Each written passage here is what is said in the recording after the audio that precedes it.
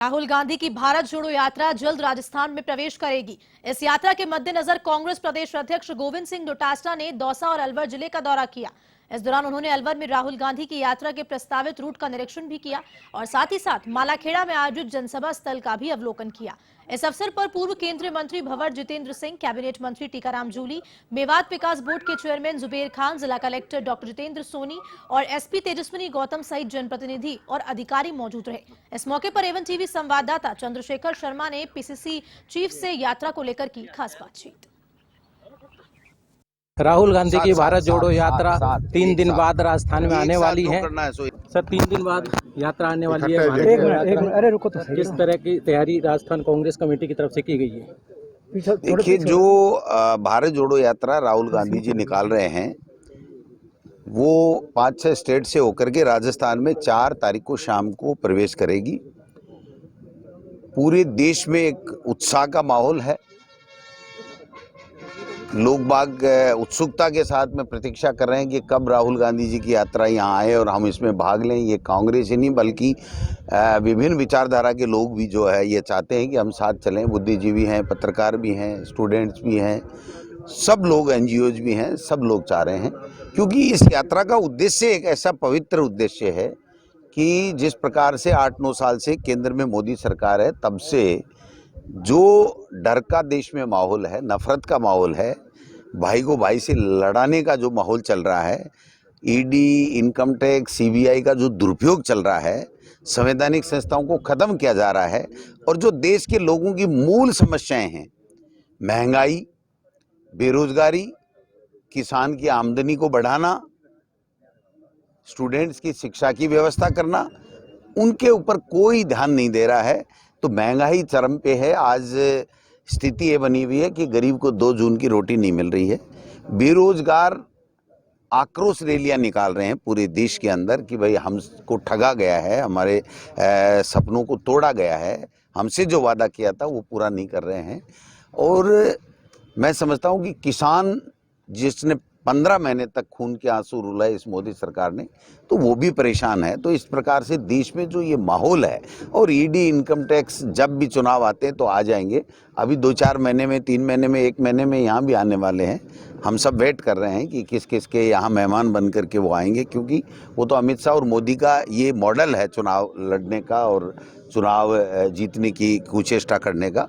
तो मैं समझता हूं कि इन सब के खिलाफ और इस तरीके से जो देश में प्यार बांटना है, लोकतंत्र को मजबूत करना है, देश की संवैधानिक संस्थाओं को बचाना है, बेरोजगारों को रोजगार दिलाना है, इन सब बातों को लेकर के पूरे देश के लोगों में प्यार बांटते हुए राहुल गांधी जी चल रहे हैं। लाखों की लोग चलेंगे और अलवर जिला भाग्यशाली है जहां पर बड़ी पब्लिक मीटिंग राहुल गांधी जी की होने वाली है। मैं समझता हूं कि ये हमारे राजस्थान के लिए गौरव की बात है कि राहुल गांधी जी की यात्रा यहां आ रही है। फोटो के लिए इंस्ट्रक्शन दे दिए कि नहीं लगाएंगे। गजेंद्र सिंह जी अपना अलग राग अल्पा रहे हैं। ओम बिरला जी की जो स्थिति है, दौरे बढ़ रहे हैं, वो भी आपने देखे होंगे। दूसरे भी राजेंद्र जी राठौड़ चूरू में कहते घूम रहे हैं कि मेरा तो अंतिम अवसर है, मैं जो कुछ बन सकता हूँ वो अभी बन सकता हूँ, जो सुप्रीम पोस्ट है उस पर मैं जाना चाहता हूँ। अर्जुन मेघवाल जी अलग ही कर रहे हैं। तो इनके अपनी जो टांग खिंचाई है और जो टूटन है बीजेपी में, सतीश पूनिया जी बयान देते हैं तो राजेंद्र राठौड़ का ऊपर बयान देना जरूरी हो जाता है इनके लिए। कोई इनके संविधान में है बीजेपी के में, जबकि हमने कभी नहीं देखा कि अगर प्रदेश अध्यक्ष का बयान आ गया या नेता प्रतिपक्ष का आ गया तो ऊपर उपनेता जिसकी कोई संवैधानिक पोस्ट नहीं होती उसका बयान आना जरूरी थोड़ी होता है। तो इनमें जो आपस की जो मारा काटा चल रहा है वो मैं समझता हूँ कि 4 साल से इन्होंने एक कोई आंदोलन किया हो तो बताओ, एक सरकार की जो कमी खामी के ऊपर इन्होंने कोई आंदोलन किया हो तो बताओ। और आज किस मुंह से जन आक्रोश रैली निकाल रहे हैं? देश की जनता उनको पूछ रही है कि नोटबंदी क्यों की, हमको क्यों आर्थिक मंदी के दौर में ढकेला। देश के युवा पूछ रहे हैं कि हमारे रोजगार का क्या हुआ। देश का गरीब पूछ रहा है हमारी महंगाई कम करने का क्या हुआ। देश के जो लोग पूछ रहे हैं वो ये कह रहे हैं कि भाई ये ईडी, इनकम टैक्स और सीबीआई इस प्रकार से हम बीजेपी को वोट नहीं देते, उनके घरों में क्यों आ रहे हैं। तो आक्रोश और जनाक्रोश तो पूरे देश का मोदी जी और मोदी जी की गलत नीतियां और अमित शाह जी की गलत नीतियां उनके खिलाफ में है।